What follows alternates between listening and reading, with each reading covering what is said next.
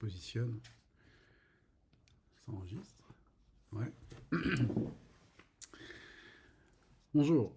Euh, François Bon, la semaine dernière, m'a fait un petit coucou dans sa newsletter et j'ai été énormément touché parce que François Bon, c'est quelqu'un que je suis depuis plusieurs années, alors de manière intermittente, hein, on va pas se mentir, je vais dire la vérité. Mais il y a des vidéos qu'il a faites qui m'ont vachement marqué, comme parfois des espèces de, je sais pas comment dire, des tentatives littéraires, artistiques, très bizarres mais stimulantes. Comme par exemple ces paysages de banlieue dans des RER, des choses comme ça. J'avais trouvé ça un peu hypnotisant et je sais pas, il y avait quelque chose. Et il a aussi parfois des présentations de matos que j'adore. Ouais, voilà. Même si je suis pas vidéaste, c'est bon. Voilà. Et aussi des présentations de bouquins qui sortent de l'ordinaire, je trouvais. Et donc, voilà, je voulais lui rendre son petit coucou. Ouais. François, on ne se connaît pas, mais à travers l'outil, je t'ai suivi, tu m'as vu. On s'est reconnu. C'est vrai. Euh, il a souligné un truc qui m'a touché. Il a dit chez Lilian, c'est calme. Ouais, c'est vrai. C'est vrai, et c'est d'autant plus vrai que moi, je m'inscris comme auteur de fiction, comme lecteur, gros lecteur de fiction aussi, et que bah, ce calme, bah, j'en ai besoin. Je sais pas vous, mais moi je trouve que tout va trop vite. On est hyper stressé, on a tout le temps plein de trucs à faire. Et l'écriture et la lecture sont deux moments où finalement on pose un peu tout ce stress, on l'éloigne de soi, et on commence à se recentrer pour s'investir dans un ailleurs. Alors un ailleurs qui peut être à l'intérieur ou à l'extérieur. Chacun vit sa vie, hein. Quand on fait de l'autofiction, j'imagine que c'est un ailleurs qui est dedans. Le mouvement paraît un peu bizarre, mais c'est un peu l'idée. Et quand c'est de la fiction dans l'espace comme en ce moment, bah, c'est un ailleurs beaucoup plus loin. Spatialement, temporellement, quoi, tout ce qu'on veut. Euh, mais ce calme, je trouve qu'il est peut-être de plus en plus dur à atteindre. Alors je ne sais pas si c'est moi, si c'est l'époque, si c'est l'âge, mais pour moi il est quand même vachement important dans la création, dans la prise de recul, dans l'analyse. Tout- Toutes ces qualités qui sont nécessaires quand même quand on essaye d'écrire une histoire. Et là je vais faire un petit lien. J'ai pas de plan, hein. Après tout, j'ai pas de plan, mais j'ai du café. Hmm. Il y a d'ailleurs un super mème qui est passé où il disait si vous soufflez comme ça sur votre tasse, vous pouvez mettre de l'agnole dedans et faire semblant. Bon, lors des réunions, non, là c'est du vrai. Alors, croyez-moi, c'est du café. Euh, Là, l'idée, c'est de se dire ok, maintenant on a des outils avec l'IA qui peuvent accélérer notre process. Ok. Donc, bah, je vais faire mon plan de roman avec ChatGPT ou un autre truc. Je vais le faire écrire par Claude, je vais bombarder. Je vais le faire relire par Notebook LLM. Pff, allez, on fonce. On tartine, puis je vais sortir 10 romans par an. Ok, bon, bah là, le calme, moins déjà. on est moins. On est vachement plus sur une production vénère, mais moi, déjà, est-ce que on a le temps d'appréhender toutes ces œuvres? Déjà, quand j'arrive à tenir 2 romans par an, je trouve que c'est beaucoup. Alors une dizaine.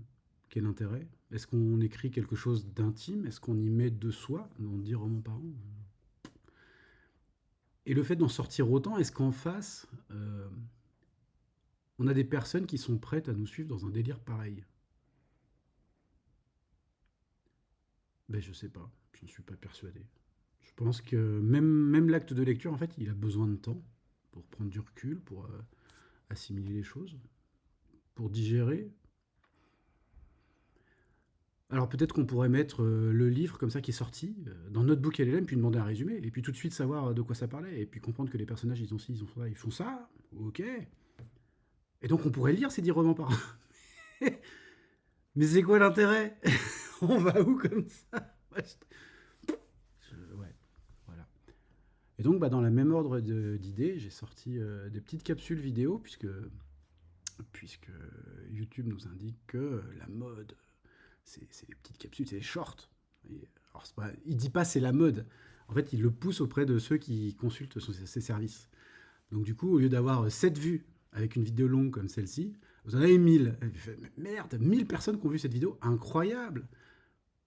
Et, et puis, est-ce que ces 1000 personnes m'ont envoyé un message pour me dire, hey, ce que tu as dit là, c'est pas mal, on pourrait continuer dessus, creuser le sujet, ou voilà. Je sais pas, par exemple, il y avait une vidéo sur les guidons sur les bureaux, sur la question de l'ergonomie. Bah, j'ai aucun cycliste qui m'a écrit, ni aucun menuisier. Incroyable. Peut-être qu'un cycliste m'aurait dit c'est formidable comme idée, tu peux faire du sport, bouger, voilà.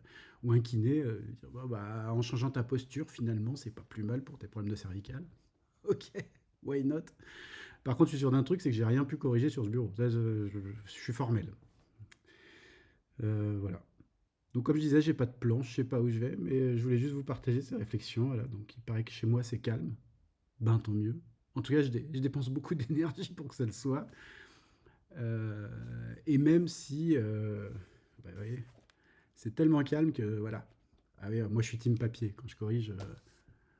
Je sais plus si j'en avais parlé, mais je crois que oui. Dans les Word, il y a une espèce d'horizontalité, enfin de verticalité, qui m'empêche de réfléchir à la verticale en fait. Et moi j'ai besoin d'avoir les feuillets verticales comme ça, verticaux, pour pouvoir faire des annotations qui vont d'une page à l'autre et puis suivre l'idée sur plusieurs pages et y revenir. Alors que quand c'est en format rouleau, presque on pourrait dire, hein, finalement, j'ai beaucoup plus de mal à naviguer dans l'œuvre. Je trouve que, en tout cas, ça, mon cerveau est moins à l'aise.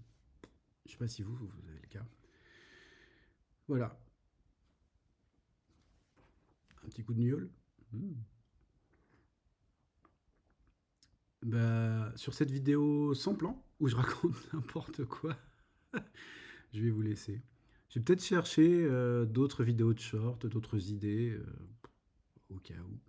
Mais je vous invite quand même à faire comme moi, c'est-à-dire à un moment donné, si vous aimez un truc, je sais pas, la musique, la lecture, le dessin, là, vous faites votre truc au calme. On va faire de la SMR. Vous chassez un peu tout le bruit environnant, la météo pas ouf, les infos pire que pas ouf, les élections encore moins pire que pas ouf. Et vous vous concentrez sur ce qui vous fait du bien. Et puis ça va mieux. Et puis c'est cool. Voilà. Donc moi je retourne écrire sur ce dans mon bureau, enfin chez moi au calme. Bon là c'est calme parce que les enfants sont à l'école, hein. D'habitude c'est un peu le bordel. Ça va. Allez, sur ce, bonne journée. Ciao.